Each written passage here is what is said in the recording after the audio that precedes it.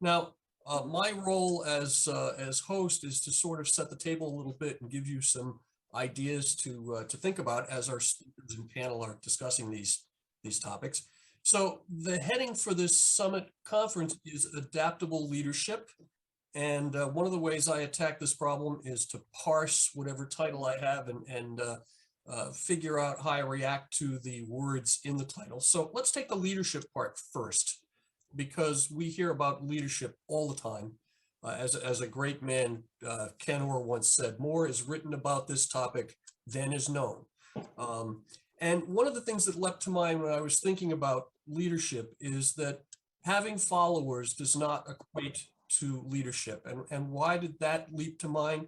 Well, the next slide shows you how people are thinking about leadership these days.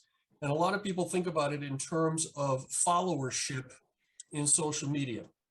Now, followership is very important.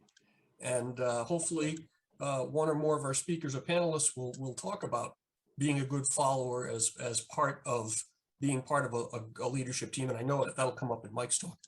But if we look at this list of the top 20 most followed Instagram accounts, these people, the word leader pops up in association with a lot of these people. I would ask you all to consider if you think of any of these people as leaders by virtue of anything other than celebrity, or in a couple of exceptional cases, athletic talent like Cristiano Ronaldo maybe, or Virat Kohli if you play cricket. The other interesting thing here is that note that only 3 corporations show up on this list. And you can ask yourself, would you consider being a follower of any of those corporations? And ironically, of course, Instagram leads the list of Instagram followers. So they certainly manage their brand well. So there's this confluence of branding and celebrity mashing up with leadership. And then if we look on the next slide and we look at business leaders who are in the news recently, I just picked off this list of people that I've read about in the last couple of weeks. Jeff Bezos, Elizabeth Holmes, Elon Musk, Adam Neumann, Jack Welch, all in the news for different reasons.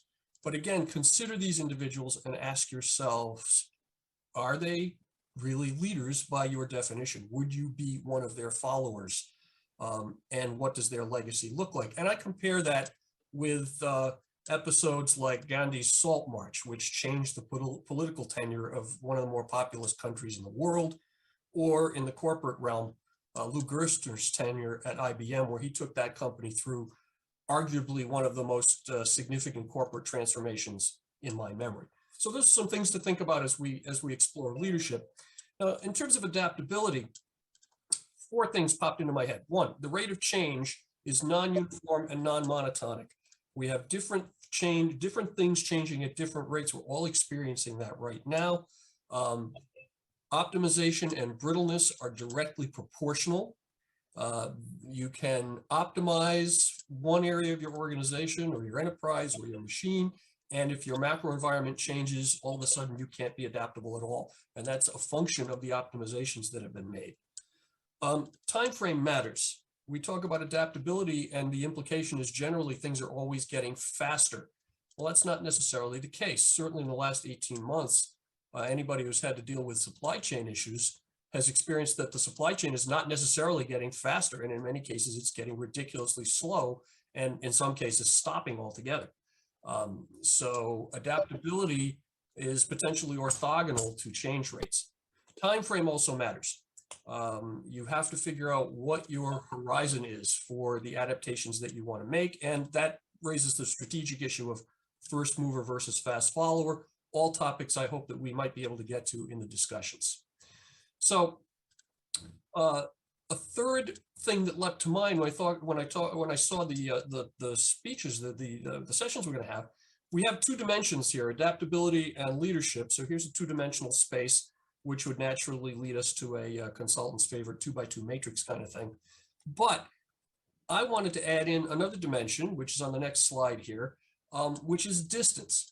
And so we're going to talk about strategies for being adaptable and strategies for leadership and alignment. And I would ask you to consider, do those strategies scale at long ranges? Don't know the answer to that. There are lots of topics that come as a result of this. But again, it's something to put in the back of our heads as we're listening to the speaker.